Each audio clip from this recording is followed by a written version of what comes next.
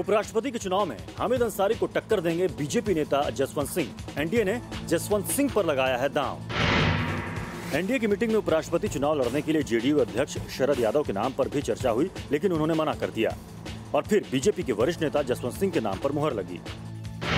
NDA का प्रत्याशी इस चुनाव में, और हम समर्थन औरों का भी लेना चाहेंगे जो उस तरफ कमिटेड नहीं है, वे जसवंत सिंह जी को। नहीं, राष्ट्रपति के चुनाव में तो सबको मालूम है एनडीए में सहमति नहीं बनी थी, लेकिन उपराष्ट्रपति के चुनाव में सहमति के आधार पर आज घोषणा हुई। उपराष्ट्रपति का प्रत्याशी बनाए जाने पर जसवंत ने एनडीए का आभार जताया और जीत का दावा भी किया। जो भी एनडीए ने किया है सर्वसम्मत से किया है, वो बहुत बड़ी बात है। यूपीए के कैंडिडेट के चयन में यूपीए में सर्वसम्मत नहीं है। राष्ट्रपति चुनाव में जेडीयू ने यूपीए उम्मीदवार प्रणब दा का सपोर्ट किया है, लेकिन उपराष्ट्रपति के चुनाव में गठबंधन धर्म का पालन किया है।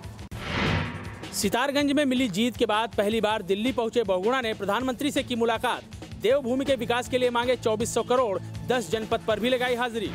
उत्तराखंड के सीएम विजय बहुगुणा ने प्रधानमंत्री मनमोहन सिंह से मुलाकात कर सूबे के विकास के मुद्दे पर उनसे बात की। साथ ही उन्होंने 233 गांवों के विकास के लिए 800 करोड़ की सहायता राशि के साथ साथ योजना आयोग से 2400 करोड़ की मांग की है, ताकि उत्तराखंड का समुचित विकास हो सके। वो सब चीज़ों का एक कॉम्प्रहेंसिव प्लान है। हम 2400 करोड़ के करीब मांग रहे हैं, लेकिन देखो आप चांद मांगो तो तारे मिल जाते हैं। प्रधानमंत्री से मुलाकात से पहले सीएम विजय बहुगुणा ने कांग्रेस अध्यक्ष सोनिया गांधी से मुलाकात कर उन्हें प्रदेश के राजनीतिक हालात से अवगत कराया था। हालांकि सीएम ने यह भी कहा कि प्रदेश में मंत्रिमंडल के विस्तार या संगठन से जुड़े किसी भी मुद्दे पर चर्चा नहीं हुई। इस बारे में चर्चा राष्ट्रपति चुनाव के बाद होगी। नहीं, मैंने संगठन के बारे में या सरकार के बारे में कोई बात नहीं की। उन्होंने कहा जब राष्ट्रपति चुनाव समाप्त हो जाए फिर उन्होंने मुझे बुलाया, तब मैं आऊँगा। सितारगंज की जीत के बाद मुख्यमंत्री विजय बहुगुणा की इस पहली दिल्ली यात्रा से सूबे के विकास को कितना फायदा मिलता है, ये देखना दिलचस्प होगा।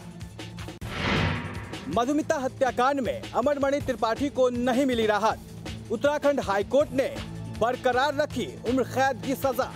उत्तर प्रदेश की सियासत में भूचाल लाने वाले मधुमिता शुक्ला हत्याकांड में सोमवार को उत्तराखंड हाईकोर्ट की खंडपीठ ने यूपी के पूर्व मंत्री अमरमणि त्रिपाठी को राहत देने से इनकार कर दिया। कोर्ट ने अमरमणि की उम्र कैद की सजा को बरकरार रखा है। यही नहीं, इस मामले में अन्य आरोपियों की भी सजा को बरकरार रखा गया है। मधुमिता हत्याकांड में पूर्व मंत्री अमरमणि त्रिपाठी, उनकी पत्नी समेत अन्य आरोपी फिलहाल आजीवन कारावास की सजा काट रहे हैं। उन्होंने देहरादून की सीबीआई कोर्ट के आजीवन कारावास के फैसले को हाई कोर्ट में चुनौती दी थी। अभियुक्तों को जिनकी सजा सेशन जज देहरादून के यहाँ से हुई थी, उनकी सजा बरकरार रही है और सीबीआई की अपील प्रकाश चंद पांडे के खिलाफ जो सीबीआई की अपील थी वो भी अलाउ हो गई है। परिणाम ये है कि सभी के सारे मुलजिम इसमें सभी को सजा हुई है। जो पहले से जो जेल में थे, जिनको सजा पहले से हुई थी, उनके लिए आदेश हुआ है कि उनकी अपीलें खारिज हो गई हैं और वो उनको अपनी बाकी सजा काटेंगे। और प्रकाश चंद पांडे जिसका एक्विटल हो गया था, उसका एक्विटल कोर्ट ने सेटिसाइड करके उसको 302 में उसको भी कन्विक्शन कहा है और कहा है कि वो भी लाइफ इम्प्रिजनमेंट झेलेगा। डिमांड यही है कि अब जो न्यायालय ने दिया है, जजमेंट जो दिया है, उसको देखते हुए हमें सुप्रीम कोर्ट जाना ही पड़ेगा। इस बीच मधुमिता की बहन निधि शुक्ला ने अमरमणि त्रिपाठी पर जान से मारने की धमकी देने का आरोप लगाते हुए परेशान होकर राष्ट्रपति को पत्र लिखकर इच्छा मृत्यु की मांग की है।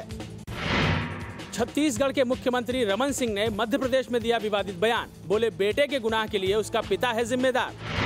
छत्तीसगढ़ के मुख्यमंत्री रमन सिंह अपने एक बयान को लेकर सवालों से घिर गए हैं। मध्य प्रदेश की राजधानी भोपाल पहुंचे रमन सिंह का मानना है कि बेटा अगर अपराध करता है तो उसके पिता को सजा मिलनी चाहिए, क्योंकि बेटे में पिता से ही गुण और अवगुण आते हैं। सुनिए क्या कुछ कहा रमन सिंह ने। हजारों साल से आदम और हुआ, उस पीढ़ी से आपका वो डीएनए और जीन्स आपका चल रहा है। मैं बोलता हूँ कि बेटा यदि गलती करता है तो बेटा को नहीं मानना चाहिए, बाप की ठुकाई करना चाहिए, क्योंकि गुण तो अपने बाप से लेके आया है, अपने बाबा से लेके आया ना। चोरी कर रहा है, डकैती कर रहा है, बलात्कार कर रहा है, तो बेटा का बिल्कुल दोष नहीं है।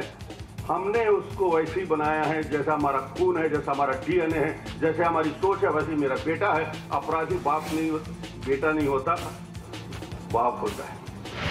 एक प्रदेश के मुखिया के मुंह से ऐसी बातें सुनकर लोग हैरान हैं। हालांकि मामले को तूल पकड़ता देख रमन सिंह ने ये कहकर पल्ला झाड़ने की कोशिश की कि उनके बयान को मीडिया ने गलत तरीके से पेश किया। बागपत के आसरा गांव में तुगलकी फरमान से प्रेम विवाह करने वालों का जीना हुआ दूभर। पंचों ने कहा पत्नी छोड़ो या फिर गांव। फातिमा की आंखों में दहशत साफ देखी जा सकती है। दहशत में जुबेर भी है, लेकिन क्या करे, बसे बसाए घर को छोड़कर कहां जाए, कुछ समझ में नहीं आ रहा है। 3 साल पहले फातिमा और जुबेर ने अपने प्यार को रिश्ते का नाम देने के लिए कोर्ट मैरिज की थी। तब किसी ने कुछ नहीं कहा, लेकिन जब से 36 बिरादरी के लोगों ने प्रेम विवाह को लेकर तुगलकी फरमान जारी किया है, जुबेर पर भी दबाव बढ़ने लगा है कि वो या तो फातिमा को छोड़ दे या फिर गांव छोड़ दें। तो वे मेरे घर पर आए थे और आने के बाद उन्होंने कहा भाई या तो ये अपनी बीवी छोड़ दे, नहीं तो ये गांव छोड़ के चला जाए। जुबेर और फातिमा की तरह कुछ और प्रेमी जोड़े हैं जिन्होंने कुछ साल पहले प्रेम विवाह किया था। उनमें से कुछ तो फिलहाल गांव में ही हैं, लेकिन जो प्रेमी जोड़े शादी करने वाले थे उन्होंने गांव जरूर छोड़ दिया है। कोर्ट का आदेश है कि शादीशुदा प्रेमी जोड़ों को सुरक्षा दी जाए, लेकिन बागपत में खाप के खौफ से थर्राई पुलिस ऐसा करने में नाकाम दिख रही है, जिसके चलते प्यार करने वाले खौफजदा हैं। आजमगढ़ में एसपी ऑफिस के पास एक बुजुर्ग ने पहले खाया जहर और फिर खुद को लगा लिया आग। इलाज के दौरान हुई मौत।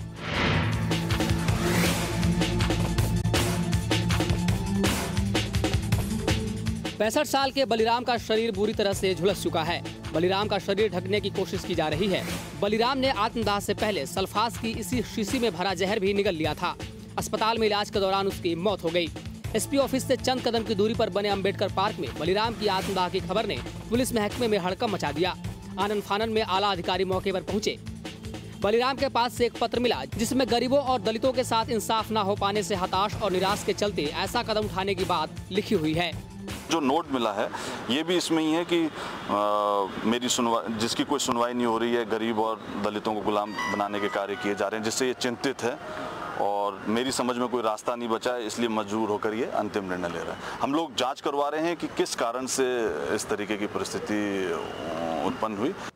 पुलिस मामले की जांच में लगी है कि बलिराम खुद के किसी मामले में सुनवाई ना होने से परेशान था या फिर बात कुछ और थी। फिलहाल इस घटना के बाद से पूरे इलाके में सनसनी है। बिजनौर कलेक्ट्रेट परिसर में महिला ने की आत्मदाह की कोशिश। बड़ी मुश्किल के बाद पुलिस ने किसी भी तरह महिला की जान बचाई।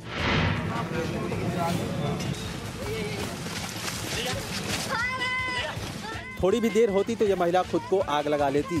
केरोसिन का डब्बा अपने ऊपर उड़ेल चुकी थी, बस माचिस की तीली लगानी बाकी थी।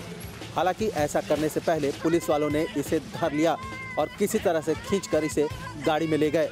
ये महिला कलेक्ट्रेट परिसर में आत्मदाह की कोशिश इसलिए कर रही थी कि पति के मौत के बाद कुछ दबंगों ने उसकी सारी जमीन पर कब्जा जमा लिया है और इसे जान से मारने की धमकी दे रहे हैं।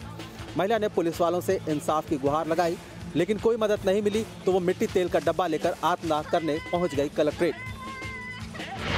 इस महिला को हिरासत में लेकर पुलिस पूरे मामले की छानबीन में लग गई है, लेकिन बड़ा सवाल ये है कि आखिर महिला की शिकायत के बाद भी पुलिस ने क्यों नहीं की कार्रवाई।